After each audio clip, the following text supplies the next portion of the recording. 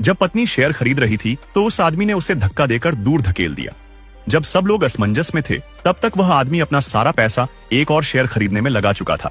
पत्नी को पता चला कि उसके पति ने एक कबाड़ शेयर खरीदा है, लेकिन उस आदमी ने पूरे विश्वास के साथ कहा कि यह शेयर 5 मिनट में आसमान छू जाएगा।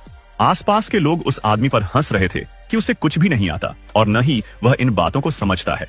पत्नी इतनी डर गई कि कुर्सी पर गिर पड़ी। तभी अचानक शेयर में उछाल आ गया। उस आदमी को इस बात का अंदाजा इसलिए था क्योंकि उसका पुनर्जन्म हुआ था।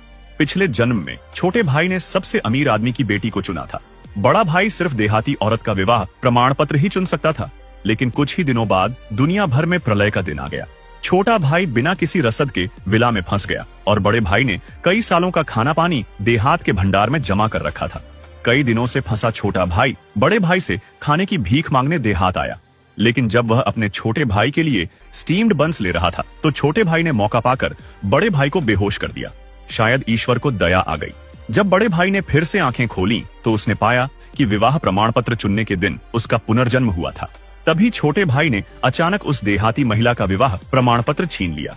उसे एहसास हुआ कि उसके छोटे भाई का भी उसकी तरह पुनर्जन्म हुआ है और वह सिर्फ सबसे अमीर आदमी की बेटी का विवाह प्रमाण पत्र ही ले सकता था। छोटा भाई खुश था कि वह प्रलय से बच गया, लेकिन उसे यह नहीं पता था कि यह सब बड़े भाई की ही देन है कि वह अपने पिछले जन्म में इतनी सारी चीजें जमा कर पाया था और देहाती औरत बस बेतरतीब ढंग से पैसे खर्च करती और अपना आपा खो देती। इसी दौरान उस आदमी ने अपनी पत्नी को नीलामी में साथ चलने को कहा। नीलामी में उस आदमी ने एक जर्जर घर खरीदने के लिए 1 करोड़ युआन खर्च कर दिए। सब लोग उस आदमी पर सिर्फ कबाड़ खरीदने के लिए हंस रहे थे, लेकिन उन्हें नहीं पता था कि उस जर्जर घर के नीचे एक प्रलय का किला है। प्रलय आने से 1 घंटा पहले छोटे भाई ने फोन करके बड़े भाई पर 1 करोड़ युआन खर्च करके एक जर्जर घर खरीदने के लिए हंसी उड़ाई, लेकिन बड़े भाई ने उसे तैयार सामान की जांच करने की याद दिलाई। अगले ही पल आसमान में 7 सूरज दिखाई दिए। कुछ ही देर में तेज गर्मी के कारण कुछ लोग जमीन पर गिर पड़े।